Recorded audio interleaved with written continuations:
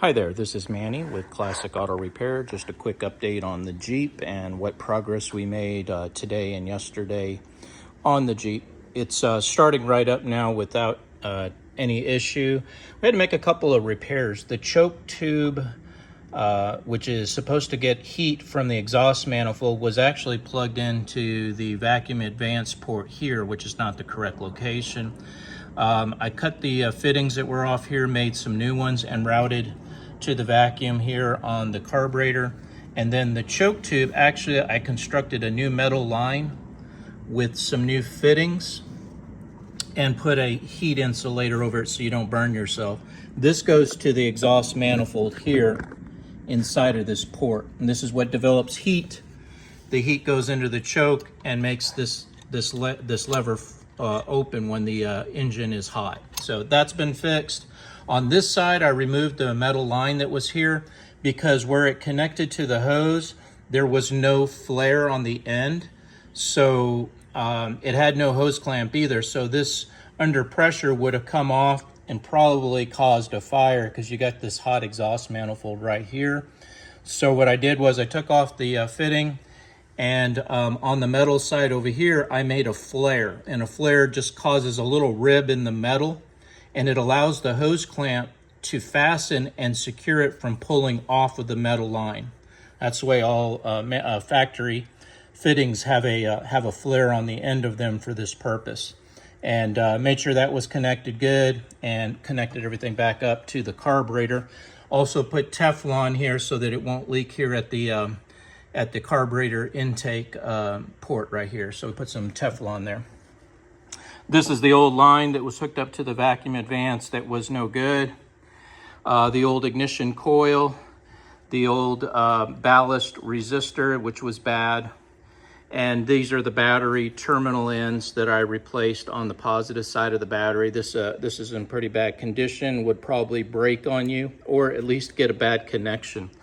So I took off the cables, cleaned them, took all the corrosion off, put some special treatment covering over the top, put a new terminal end on it.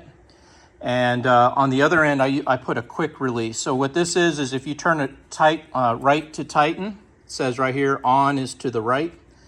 It completes the circuit here. So when the car is setting, the Jeep is setting for storage or you're not driving it, I recommend unscrewing this. It completely disconnects the electrical system from the battery, keeping the battery fully charged, but more importantly, preventing any kind of electrical fire from anything from just setting and storing. You don't want to have live wires on this vehicle when it's not being used on a daily, weekly basis. So almost every car in the shop gets one of these disconnect features here.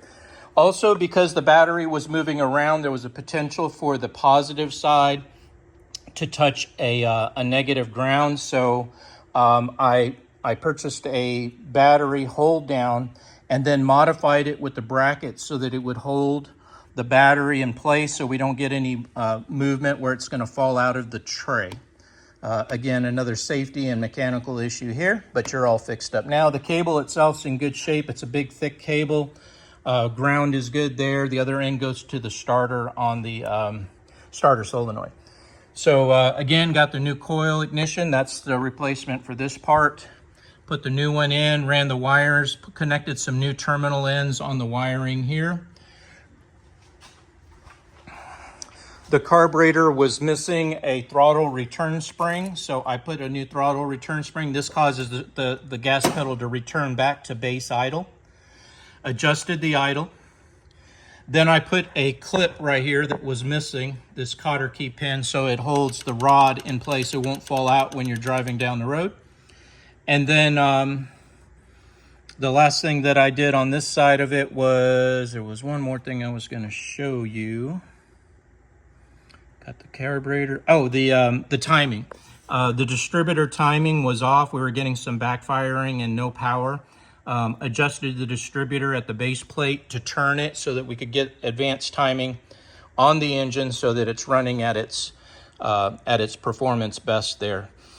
At this point, like I said, just wanted to give you an update of where we were so far on the diagnostics and inspection. I have sent you over a revised estimate, and just need some approval and deposit so that we can continue moving forward with the project and getting her ready to cruise down the road. I put on the estimate replacing the speedometer, replacing these gauges with putting a new sending unit in all these so that everything is working correctly. They work, but you know, I'm not confident in the readings. Putting a new sending unit and a new gauge will get you back to where you're monitoring the engine correctly with gauge that actually are calibrated and are you know, we're going to make sure they're accurate. The headlight switch is a little tight. I mean, I'm pulling on it and it takes a lot of effort to get it, so I would imagine this is getting ready to fail.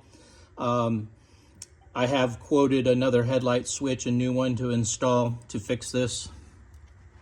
And just other items like the wiper motors. I got to find power and find out why they're not coming on. The horn works. I've got the winch is working good. Just kind of going around the vehicle and checking what works and what doesn't. We do have tail lights on it and brake lights. We do not have a license plate light, and in Texas, you need your light to work here. So I can check the bulb, replace it if needed, check the power source, make sure it's getting power. Now, these don't offer turn signals. In 41, they did not offer turn signals. You just used hand signals to, when you were on the road, you would use your hands to signal people that you were making a left or right. Now, we can add, the last Jeep was in here, we put a turn signal assembly right here on here, which provided the capacity to have turn signals on the Jeep. If that's something you want, we would have to change out the lenses on the assemblies on the front. These are park only, they don't work. I'll have to check some power sources for it. But in the place of here, or on top of here, we would install a turn signal flasher, park assembly that has a park light and a turn signal indicator. I don't know, it's like I said, it's kind of low here. I don't know if it's really, it may not even show because of the winch, but I'll leave that up to your decision. I've seen them where they put them up here, the turn signal indicators up into the side of this where it doesn't interfere with the windshield opening and closing, but also gets you that flasher. I don't know if it's going to be something that's that important to you, but we would have to switch out the backs as well because it only has a brake light currently in here. No park lights and all that. I would have to check and see if we can get, even the headlight switch isn't capable of a park location. It either has headlights on or off, so we would have to make some accommodation there as well. Again, only if that's something that you want to have added to the vehicle. I have allocated and located some seat belts with the 3-point shoulders. I just need again approval so that I can get parts ordered, and I need that deposit so we can get going on that. This is Manny with Classic Auto Repair. Hope you enjoyed the update on the Jeep. Have a great day. Bye.